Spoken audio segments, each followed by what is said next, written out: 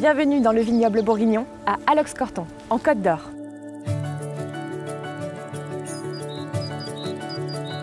On a envie en fait de vivre dans un cadre vivant, agréable, fleuri, et c'est une prise de conscience probablement qui a eu lieu dans l'agriculture en général, avec la disparition justement de la biodiversité et les inquiétudes qui sont montées avec, parce que les vignerons et les agriculteurs sont les premiers à constater les dégâts d'une agriculture trop intensive. Justement, c'est un plaisir pour nous tous de retrouver, en entretenant le paysage, cette vie.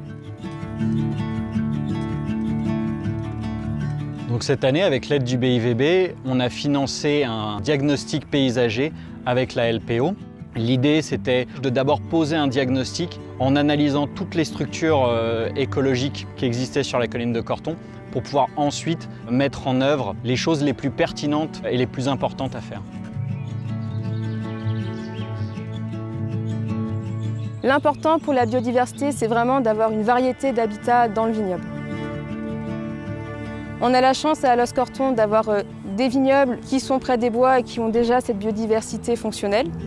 Et le fait de remettre des arbres ou des zones herbacées dans les autres vignes, ça permet vraiment d'apporter des animaux qui vont être très spécifiques. Par exemple, l'alouette Lulu qui va nicher dans les zones herbacées qui ne sont pas trop entretenues, ou les arbres isolés qui vont permettre à la huppe faciée de retrouver un habitat favorable. Au final, c'est ce maillage d'habitats qui va permettre d'avoir une biodiversité fonctionnelle sur tout le vignoble.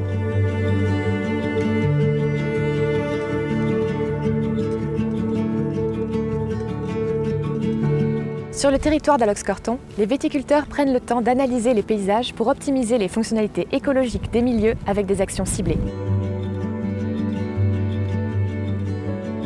Et il nous a semblé important justement d'avoir la lecture du paysage, d'être capable de distinguer des zones blanches, vierges d'habitat pour telle ou telle espèce, pour continuer à engager ces actions, mais là où elles sont le plus utiles et le plus importantes. On pourrait effectivement mettre des nichoirs, mais il nous a semblé important de plutôt préserver les habitats existants, voire les multiplier, que de mettre quelque part des habitats artificiels comme des nichoirs, alors qu'en fait il existe les structures agroécologiques au sein du vignoble et il faut juste les entretenir et les préserver.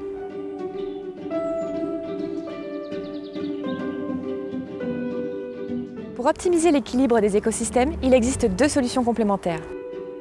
Observer ce qui manque pour y mettre des haies, des arbres ou des nichoirs par exemple, ou améliorer l'existant par une gestion appropriée, comme pour les zones enherbées.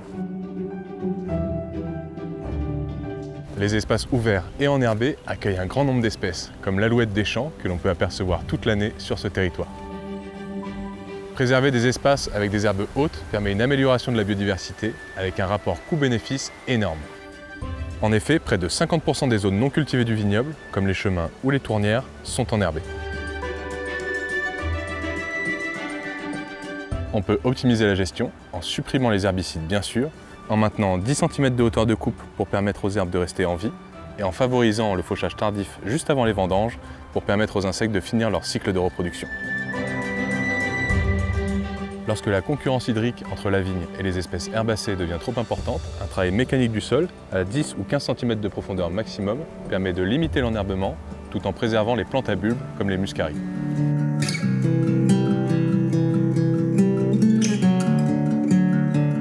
Je pense que toutes ces actions, elles ont potentiellement un impact sur la production, mais la Bourgogne et en particulier les vignobles de Grand Cru ont des objectifs de rendement qui finalement sont relativement faibles et on n'a pas tellement besoin d'une viticulture très intensive pour atteindre les 35-40 hecto-hectares qui nous font vivre et qui nous permettent de produire des grands vins.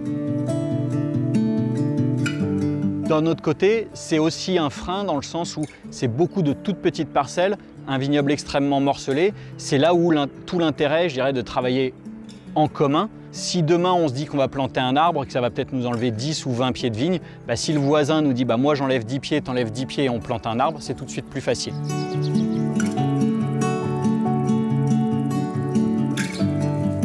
Sur la colline de Corton, à travers paysage, l'idée c'est qu'effectivement ce travail en commun permet de mettre en place des actions agroécologiques, de préserver le paysage et la biodiversité en partageant les risques.